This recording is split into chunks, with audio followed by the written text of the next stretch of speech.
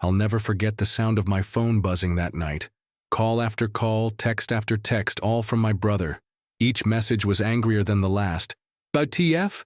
Did you seriously take everything? You left me with nothing, not even a bed. The voicemail was the best one, though, his voice cracking with outrage. You could have at least left the couch. What am I supposed to sit on the floor? And the crazy part? He was right. He did have to sleep on the floor.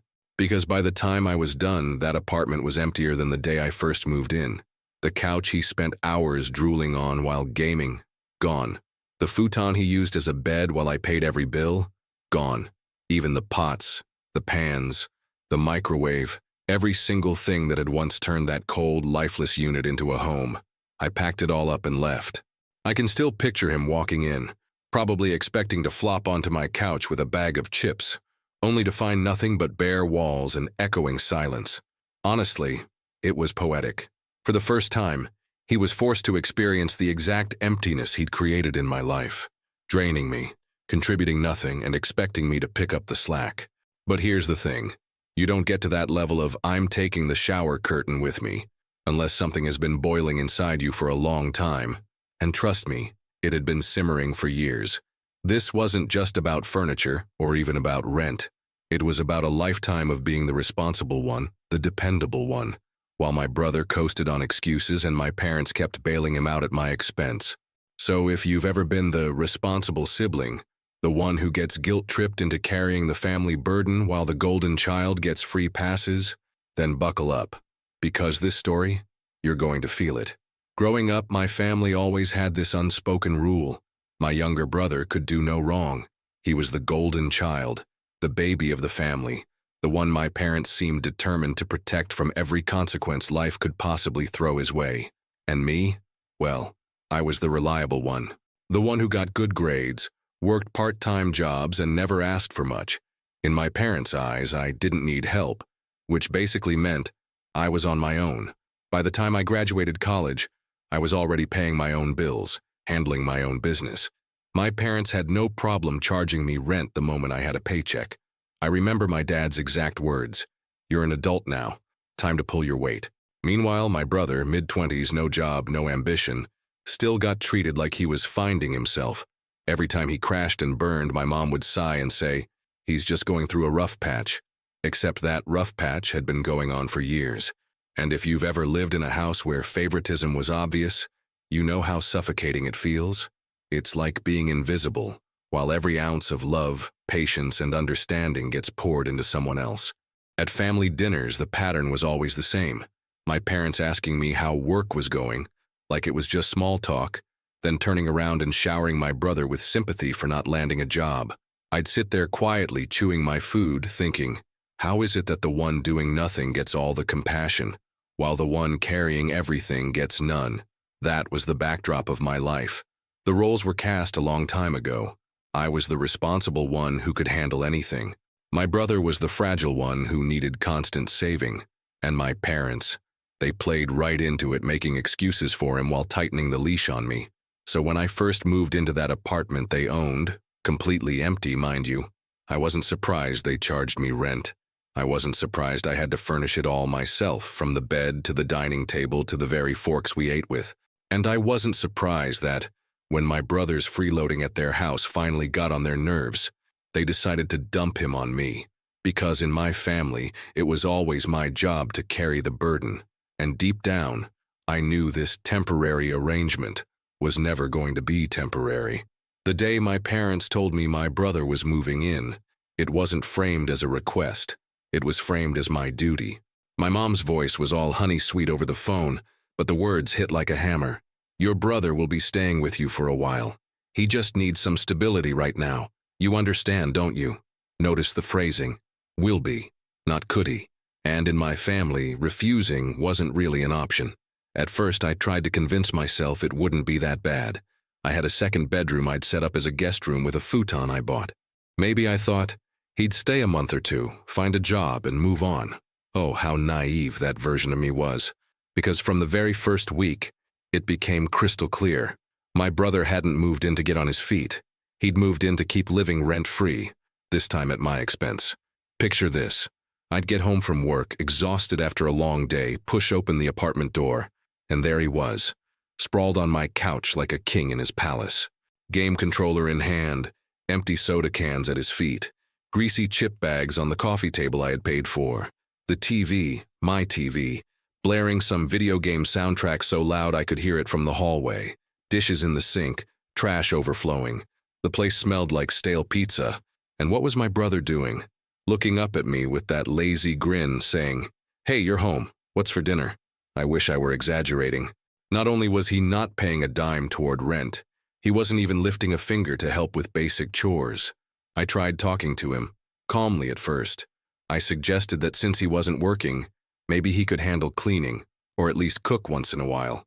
His reaction? A shrug, or worse, defensiveness. "Why are you always on my case? You know I'm stressed right now." And then came the guilt trip tag team, because the moment I pushed too hard, he'd go running to my mom. Next thing I knew, I was getting a call. "Sweetheart, don't be so hard on your brother. He's struggling, cut him some slack." And there I was, paying rent to my parents, covering groceries, utilities, every little thing, while being painted as the unreasonable one for daring to expect a grown man to wash a dish. Do you know what it feels like to work full-time, drag yourself home tired, and find someone else living in your space like it's a permanent vacation? It eats at you. It makes you feel invisible, like your hard work doesn't matter.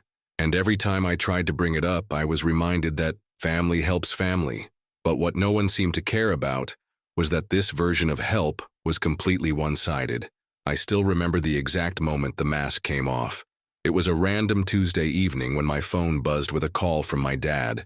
His tone was calm, almost casual, like he was asking me to pick up milk on my way home. But the words, they dropped like a bomb. "We've decided to adjust the rent," he said. "Since your brother's living there now, starting next month it'll be double." For a second, I thought I misheard him. Double? As in pay twice as much for the privilege of supporting an unemployed adult who was already draining me dry? I asked him point blank, "So you're saying I have to cover my brother's share because he won't?" And without even a pause, he said the words that burned into my brain. "Well, someone has to pay, and he can't. You're working. It's only fair." Only fair. Let that sink in. According to my parents, fairness meant I break my back to pay not just for myself, but for their grown son, who had never paid a single bill in his life. I tried to reason with him, explaining how I was already covering groceries, utilities, every little thing, but he cut me off with the coldest line I've ever heard from my own father. "If you don't like it, you're free to move out." And that was it. No sympathy, no discussion, no attempt to compromise. Just a take it or leave it ultimatum. My chest tightened as I held the phone, realizing what he was really saying. My brother's comfort matters more than my fairness, and if I wouldn't play along, I was disposable.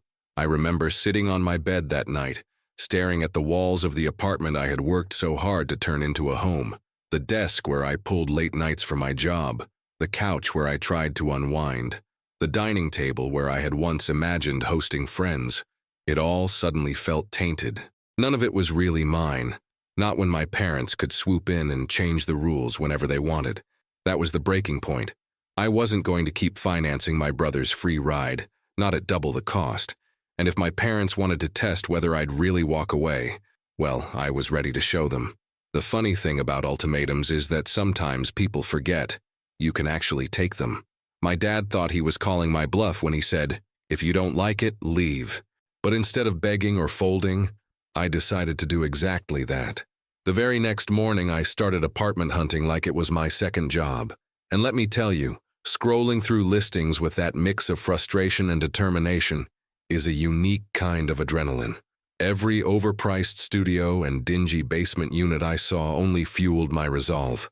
I would rather live in a shoebox than keep bankrolling my brother's lifestyle. After a couple of exhausting weeks, I finally struck gold. A smaller place, sure, but clean, quiet, close to my job, and most importantly, mine. My own name on the lease. No freeloaders attached. Signing that lease felt like unclipping a weight I didn't even realize I had been dragging around for years. But then came the fun part, planning the move out. Because here's the thing, every single piece of furniture in that apartment was mine. From the couch my brother had basically fused with, to the futon he slept on, down to the toaster he used daily without thanks. I had paid for it all, and I wasn't about to leave behind one fork, not after being treated like a walking ATM. So I made a list. A meticulous, borderline petty list of every item that belonged to me. Bed frame, mattress, desk, lamps, chairs, TV, coffee table, even the shower curtain. If I bought it, it was going. I started boxing up the smaller stuff slowly, casually, while my brother scrolled on his phone, barely noticing. Every time he asked, "Oh, you packing already?" I just smiled and said, "Yep." What he didn't realize, and what my parents didn't seem to consider, was that when I left, the apartment was going back to exactly the way I found it. Empty. And honestly, there was a strange satisfaction in knowing that for once, I was the one in control of the ending. Box, chair after chair, mattress, futon, even the silverware drawer. Out it went. Every scrape of furniture across the floor felt like reclaiming a piece of myself they had tried to take. By the time we finished, the apartment looked almost haunting. The living room where my brother used to sprawl was nothing but carpet. The kitchen counters were bare. The bedroom he called his own, empty walls and a lonely light bulb. For a moment, I stood there in the silence, letting it sink in. This was exactly how my parents had given it to me. And now, that was how I was leaving it. My timing couldn't have been better. Not 30 minutes after we left with the final load, my phone started blowing up. First a text from my brother. "Where's all the stuff?" Then another. "Dude, what the hell am I supposed to sleep on?" His panic was almost comical, like it had never even occurred to him that none of it was his. And then came the storm from my parents. Calls, voicemails, all laced with outrage.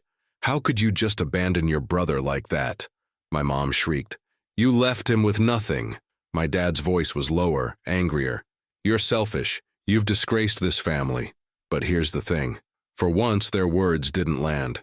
Because, as they were ranting, I was standing in my new apartment, my own couch against the wall, my own bed set up in the corner, my own table by the window. Their anger felt distant, almost hollow compared to the solid grounding reality of freedom under my own roof. I told them calmly, "Everything I took was mine. I paid for it. If you wanted your son to have furniture, maybe you should have bought him some." Silence followed. Heavy, awkward silence. It was the first time I had ever spoken to them without that ingrained guilt weighing me down.